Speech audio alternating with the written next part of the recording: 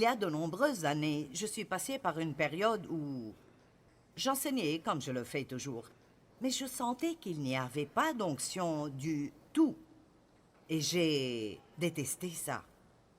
J'avais l'impression que tout ce que je disais n'avait aucun sens. Donc, je disais à Dave, je sens juste comme s'il n'y avait pas d'onction. Il disait, qu'est-ce que tu racontes? Je suis heureuse parce que Dieu le cache aux autres. Et donc, ça a continué quelquefois quand j'allais prêcher. Et finalement, j'ai dit à Dave, je ne sais pas ce qui ne va pas en moi, mais je ne vais pas aller au lit avant de le découvrir.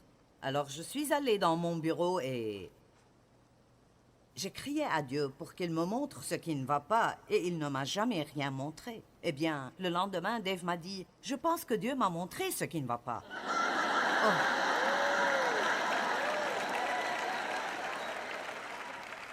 Ne détestez-vous pas absolument quand Dieu fait cela?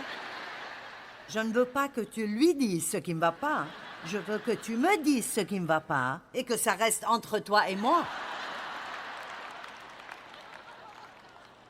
Eh bien, dès qu'il a dit cela, je sentais déjà, « Oh oui, tu sais ce qui ne va pas, tu vas me dire ce qui ne va pas. » Alors j'ai dit, « Bien, d'accord, qu'est-ce que c'est? » Et il a dit, « Tu te souviens de l'autre jour quand tu parlais de tel ou tel? Et c'est en fait un prédicateur que je connais. Et tu as dit des choses pas très bonnes à propos de sa prédication. » Comme je pensais qu'il allait dans tellement de directions différentes sans jamais vraiment finir son propos. Eh bien, Dave était d'accord. Mais Dieu n'avait pas affaire à lui. Et puis, non seulement il n'a pas traité avec Dave à ce sujet, mais il a dit à Dave que c'était mon problème. Je sais que cela a l'air drôle maintenant, mais ce n'était pas drôle alors. Et donc, je suis devenue vraiment furieuse et je suis retournée dans ma chambre. Et ainsi, ça a pris quelques jours, mais Dieu m'a conduit à ces écritures dans Jacques 3, 1 à 10, que je vais vous lire. Ne soyez pas nombreux à enseigner. Vous le savez, nous qui enseignons, nous serons jugés plus sévèrement. Donc, je vais vous lire le reste de ceci pour un autre but. Mais l'essentiel est que j'avais réellement fait une très mauvaise chose en tant qu'enseignante de la parole de Dieu, en disant quelque chose de dégradant à propos d'une autre personne enseignant la parole de Dieu. Si vous voulez avoir des ennuis, il vous suffit d'aller juger quelqu'un qui fait la même chose que vous.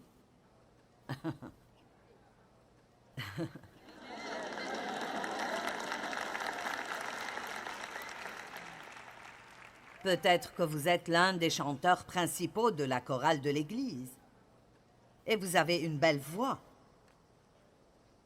Quelqu'un d'autre qu'il laisse chanter de temps en temps et vous dites « Ah, ils ne pourraient pas chanter même si leur vie en dépendait. » Eh bien, vous feriez mieux de commencer à vous repentir. Comprenez-vous tous ce que je dis? Je connais un médecin qui dit du mal d'autres médecins et je me dis « Oh, tu ne sais pas ce que tu fais. Il faut faire attention. » Je veux mettre un peu de crainte révérentielle en vous aujourd'hui parce que Dieu n'aime vraiment pas quand nous bavardons et calomnions d'autres personnes. Amen.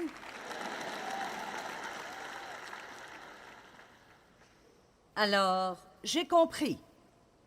Je veux dire, j'ai entendu Dieu. Je ne l'ai fait qu'une autre fois dans ma vie, quelques années après. Même type de situation, même résultat. Parfois, Dieu doit nous apprendre des choses plusieurs fois. Ne soyez pas nombreux à enseigner. Nous qui enseignons serons jugés plus sévèrement. Car chacun de nous commet des fautes. Celui qui ne commet jamais de faute dans ses paroles est un homme parfait capable de se maîtriser. Alors, waouh, quelle déclaration! Si quelqu'un peut contrôler sa bouche, il peut contrôler toute autre chose dans sa vie. Quand nous mettons un mors dans la bouche des chevaux pour qu'ils nous obéissent, nous dirigeons aussi tout leur corps. Deux exemples ici. Un mort n'est qu'un tout petit morceau de métal. Mais ce cheval qui peut peser jusqu'à 700 ou 800 kilos peut être contrôlé avec ce tout petit morceau de métal. Donc il dit que la direction de votre vie entière peut être contrôlée par cette toute petite chose qui est votre langue et les mots que vous dites. Est-ce que quelqu'un a besoin de ça aujourd'hui? Bien. Deuxièmement, pensez encore aux grands bateaux. S'ils sont poussés par des vents violents, il suffit d'un tout petit gouvernail pour les diriger au gré du pilote. Ainsi, le capitaine du navire peut se tenir dans une partie du navire et à la barre donner une direction à ce navire gigantesque avec un petit gouvernail que personne ne peut même voir.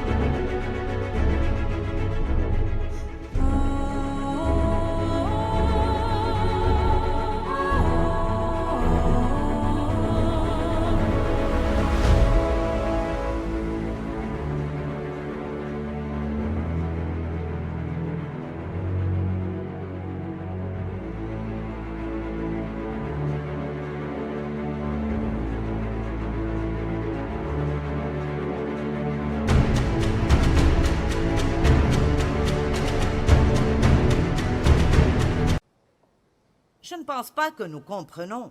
Et je parle pour moi, je ne pense pas que je sache encore, bien que j'ai étudié et enseigné le vrai pouvoir des mots. Parce que je peux vous dire que si nous le faisions vraiment, nous ferions beaucoup plus attention à ce que nous disons. Amen.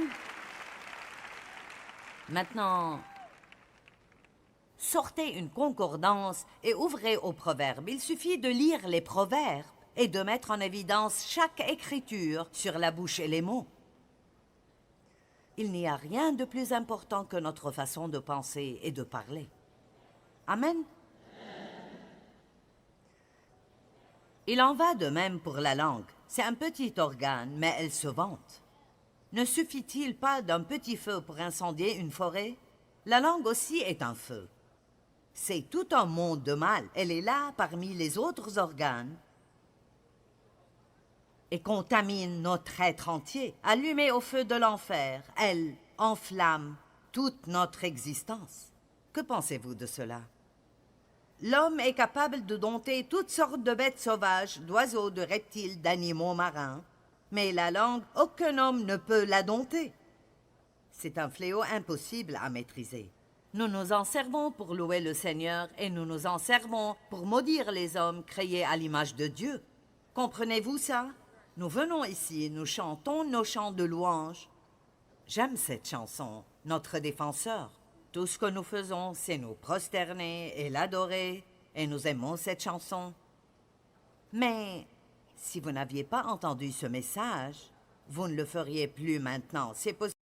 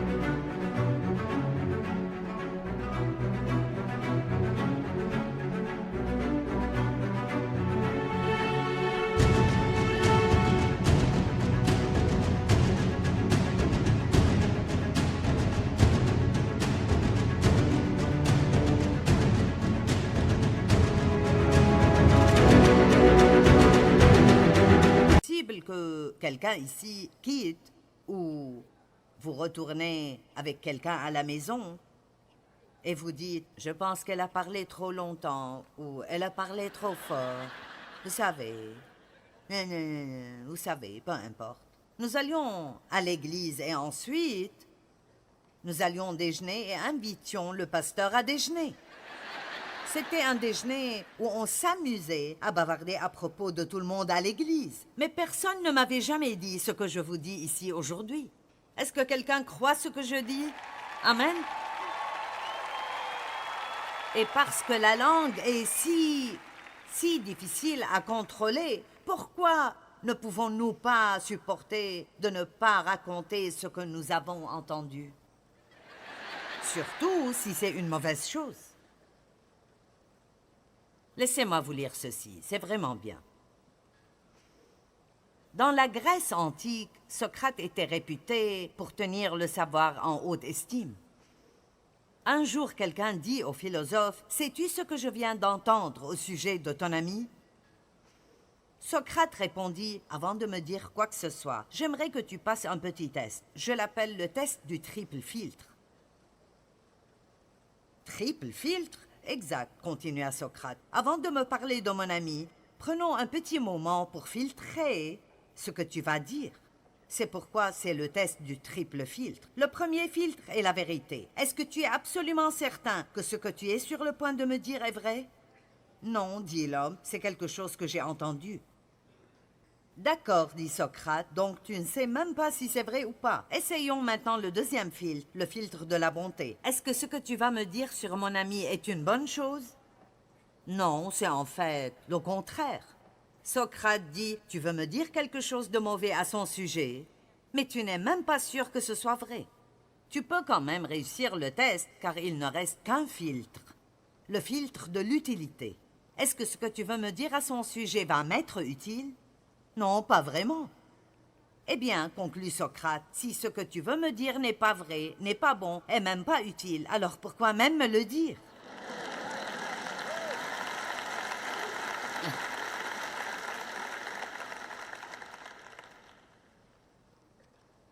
Pensons encore à Jacques 3,2.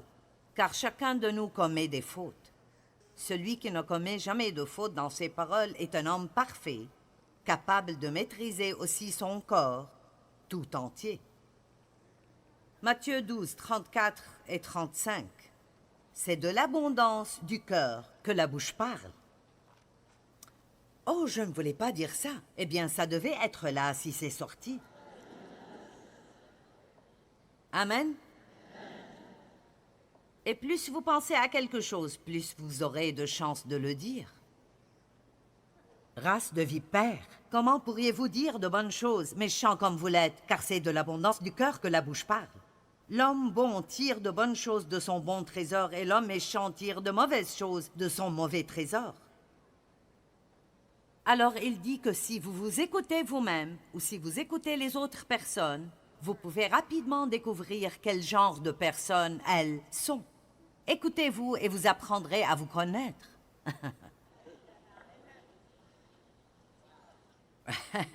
Ouais, wow, c'est à peu près tout ce que vous pouvez dire à ce sujet. Je veux dire, si vous commérez, vous êtes commère. Si vous vous plaignez, vous êtes un plaignant. Si vous mentez, vous êtes un menteur. Je n'essaie pas de vous faire vous sentir mal.